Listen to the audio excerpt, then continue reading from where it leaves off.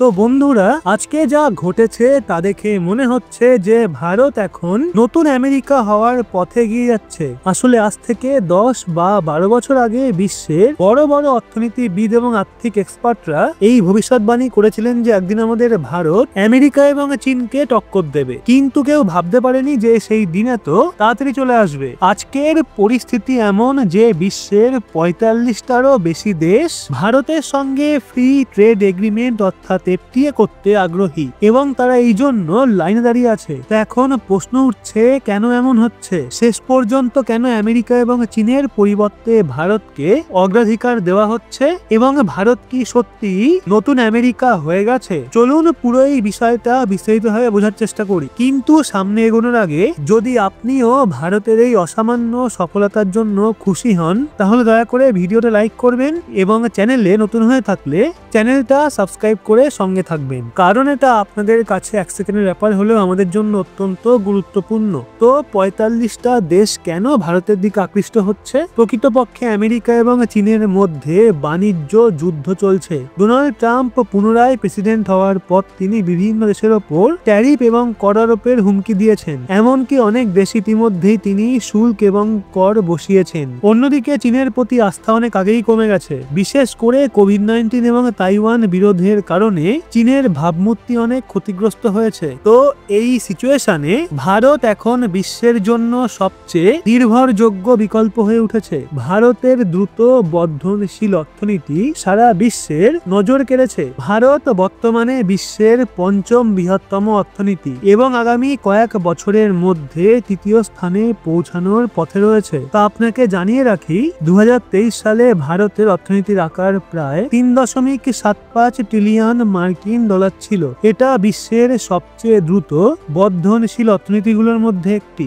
2024 সালে ভারতের জিডিপি বৃদ্ধির হার ছিল 8.2%, যা একে বিশ্বের সবচেয়ে দ্রুত উন্নয়নশীল অর্থনীতিতে পরিণত করেছে। এমনকি সম্প্রতি একটা বিশ্ববিখ্যাত অর্থনৈতিক প্রতিষ্ঠান অনুমান করেছে যে 2028 সালের মধ্যে ভারত বিশ্বের 3য় বৃহত্তম অর্থনীতি হয়ে উঠবে। মর্গ্যান স্ট্যানলির মতে 2028 সালের মধ্যে ভারত বিশ্বের সবচেয়ে চাহিদা সম্পন্ন ভোক্তা বাজারে পরিণত হবে। এটা ভারতের নীতিগত স্টেবিলিটি, উন্নত অবকাঠামো এবং দ্রুত শিল্পায়নের কারণে সম্ভব হবে। এছাড়া অনুমান করা হচ্ছে যে 2026 সালেই ভারতের অর্থনীতির আকার 4.7 ট্রিলিয়ন ডলার ছাড়িয়ে যাবে। এর ফলে ভারত আমেরিকা, চীন এবং জার্মানির পর বিশ্বের 4র্থ বৃহত্তম অর্থনীতি হয়ে উঠবে। ভারতের অর্থনীতি বিভিন্ন ক্ষেত্রে ছড়িয়ে আছে, যার মধ্যে কৃষি, শিল্প এবং পরিষেবা খাত রয়েছে। সাম্প্রতিক বছরগুলোতে পরিষেবা খাত ভারতের ইকোনমিতে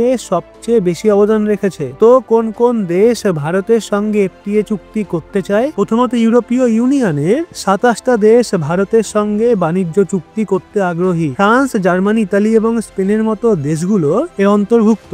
এরপর গালফ কোঅপারেশন কাউন্সিলের 6টা দেশ যেমন সৌদি আরব, ইউএই, কাতার, কুয়েত, বাহরাইন, ওমান ভারতের সঙ্গে এফটিএ চুক্তি করতে চাইছে। এছাড়া ইউরেশিয়ান ইকোনমিক ইউনিয়নের 5টা দেশ যথাক্রমে রাশিয়া, কাজাকিস্তান, বেলারুশ, কিরগিজস্তান এবং আর্মেনিয়া ভারতের সঙ্গে ফ্রি ট্রেড এগ্রিমেন্ট নিয়ে আলোচনা করছে। শুধু তাই নয়, আরো 7টা প্রধান দেশ যেমন America, Britain, Australia, New Zealand, Sri Lanka, Israel এবং পেরু ভারতের সঙ্গে এফটিএ করতে আগ্রহী। সর্বমোট 45টারও বেশি দেশ ভারতের সঙ্গে ফ্রি ট্রেড এগ্রিমেন্ট করতে চাইছে। তো এর প্রভাব কি হবে? তো এই এফটিএ চুক্তিগুলো ভারতের ব্যবসাকে আকাশ ছোঁয়া উচ্চতায় নিয়ে যাবে। যখন এত বড় দেশ ভারতের সঙ্গে বাণিজ্য করবে তখন ভারতে বিদেশি বিনিয়োগ অর্থাৎ এফডিআই অনেক গুণ বাড়বে। ভারতের রপ্তানি দ্রুত বৃদ্ধি পাবে।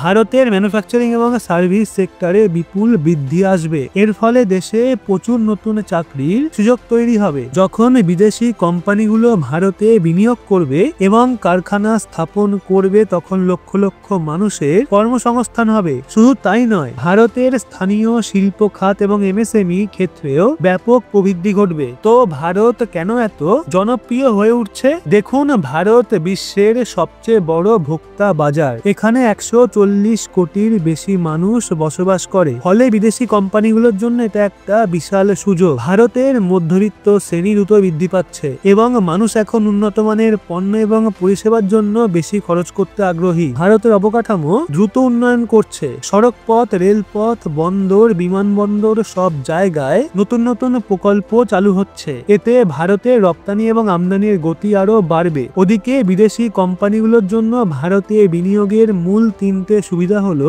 উন্নত অবকাঠামো, সস্তা শ্রম এবং বিশাল বাজার। মোদী সরকার গত 10 বছরে make in India, digital India, আত্মনির্ভর ভারত এবং PLI স্কিমের মাধ্যমে ভারতকে একটা শক্তিশালী উৎপাদন এবং ব্যবসায়িক কেন্দ্র হিসাবে গড়ে তুলেছে। তো ভারত কি সত্যি নতুন আমেরিকা হবে? যেমন বিংশ শতাব্দীতে আমেরিকা বিশ্ব অর্থনীতির সুপার পাওয়ার হয়েছিল এবং একবিংশ শতাব্দীতে চীন তার আধিপত্য বিস্তার করেছে, তেমনি ভারত এখন বিশ্বের তৃতীয় বৃহত্তম অর্থনীতির দিকে দ্রুত এগিয়ে যাচ্ছে। মর্গ্যান স্ট্যানলি বলছে 2028 সালের মধ্যে ভারত বিশ্বের সবচেয়ে দ্রুত বর্ধনশীল কনজিউমার মার্কেট হবে। অতএব এই বিষয়ে আপনার কি মতামত? ভারত কি সত্যি নতুন আমেরিকা হতে পারবে এবং ভারত কি আগামী বছরগুলোতে সুপার পাওয়ার হয়ে উঠবে? এই বিষয়ে আপনার মতামত কমেন্ট করে অবশ্যই জানান। ওদিকে ভারত আমেরিকার সম্পর্ক আবারও আলোচনায় এসছে, তবে এবার বিষয়টা রাজনৈতিক নয় বরং বাণিজ্যিক।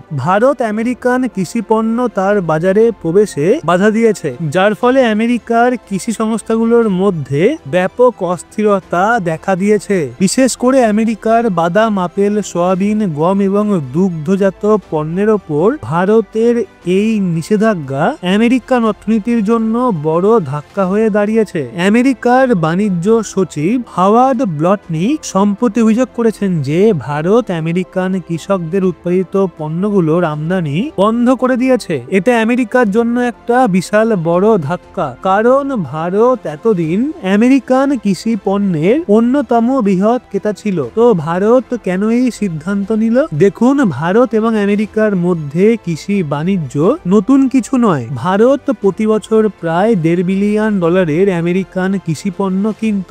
এর মধ্যে ছিল $500 মিলিয়ন বাদাম, $500 মিলিয়ন দুগ্ধজাত পণ্য, $200 মিলিয়ন আপেল এবং আঙুর। কিন্তু আমেরিকা বরাবরই একটা ধূর্ত কৌশল গ্রহণ করত। তারা শুধু সেই পণ্যই বিক্রি করত না যার ভারতের সত্যিকারের প্রয়োজন ছিল, বরং বড় বড় কোম্পানির ব্র্যান্ডিং এর মাধ্যমে ভারতীয় বাজারে উচ্চ মূল্যে তাদের পণ্য বিক্রি করত। এমনকি যে পণ্য ভারতে প্রচুর পরিমাণে উৎপাদিত হয় সেগুলো আমেরিকান ব্র্যান্ড ভারতীয় বাজার দখল করতে ব্যবহার করত।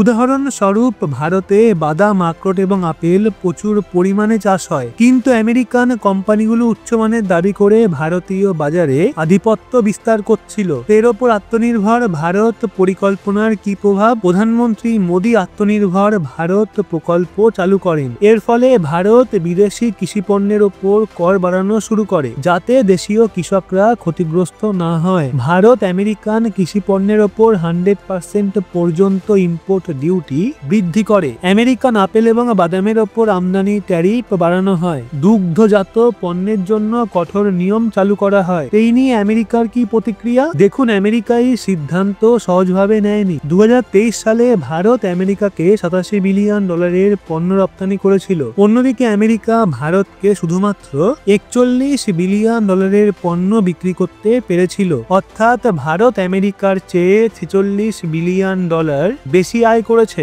এটা বুঝতে পেরে আমেরিকা বিশ্ব বাণিজ্য সংস্থা অর্থাৎ WTO তে অভিযোগ দায়ের করে। পাল্টা চালচালে আমেরিকা। ভারত আমেরিকান কৃষি পণ্যের ওপর নিষেধাজ্ঞা জারি করলে আমেরিকাও প্রতিশোধ নেয়। ভারতীয় ইস্পাত এবং অ্যালুমিনিয়ামের ওপর শুল্ক বাড়িয়ে দেয়। ভারতীয় IT কোম্পানির জন্য ভিসা নিয়ম কঠোর করে। ভারতীয় প্রযুক্তি সংস্থাগুলোর ওপর চাপ সৃষ্টি করতে শুরু করে। তা দেখে ভারতও চুপ করে থাকেনি। ভারতও রাশিয়া এবং অস্ট্রেলিয়ার সঙ্গে নতুন বাণিজ্য চুক্তি করে। মধ্য এশিয়া এবং আফ্রিকার দেশগুলোর সঙ্গে নতুন চুক্তি করে। ভারতীয় কৃষকদের জন্য নতুন ভর্তুকি ঘোষণা করে। দেশের উৎপাদন ক্ষমতা আরো বৃদ্ধি করে। তো ট্রাম্প অ্যাডমিনিস্ট্রেশনের সামনে এখন কি বিকল্প রয়েছে? আমেরিকা এখন একটা বড় দোটানার মধ্যে রয়েছে। এখন তাদের দুটো বিকল্প আছে। এক, ভারতের সঙ্গে নতুন চুক্তি করে বাণিজ্য সম্পর্ক ঠিক করা, এবং দুই, ভারতের ওপর আরো চাপ সৃষ্টি করার চেষ্টা করা। কিন্তু ভারত এখন আর আগের মতো দুর্বল দেশ নয়। ভারতও এখন বিশ্বের 5ম বৃহত্তম অর্থনীতি। এটা এখন নিজস্ব সত্ত্বে বাণিজ্য পরিচালনা করছে। তো ভারত কি আমেরিকাকে ভয় পাবে? একদমই না। ভারত এখন একটা শক্তিশালী গ্লোবাল পাওয়ার। ভারতের কৃষি উৎপাদন ক্ষমতা দ্রুত বাড়ছে। ভারত এখন বিশ্বের দ্বিতীয় বৃহত্তম খাদ্য উৎপাদক দেশ। তো এই ঘটনার মাধ্যমে এটা পরিষ্কার হয়ে গেছে যে আমেরিকা ভারতকে চাপের মুখে ফেলতে পারবে না। ভারত এখন আত্মনির্ভর হয়ে উঠছে এবং তার কৃষকদের স্বার্থ রক্ষা করছে। তো এই বিষয়ে আপনার কি মতামত? ভারত কি এই নিয়ে একদম সঠিক সিদ্ধান্ত নিয়েছে, নাকি আমেরিকার অভিযোগ ন্যায়সঙ্গত? অবশ্যই জানান কমেন্টে। এবং ভিডিওটা ভালো লাগলে লাইক করে ইনফরমেশনটা শেয়ার করুন আপনার বন্ধু বান্ধবদের, এবং সেই সাথে এরকমই লেটেস্ট ইনফরমেটিভ ভিডিও পেতে সাবস্ক্রাইব করে চোখ রাখুন রহস্য বাংলার পর্দায়।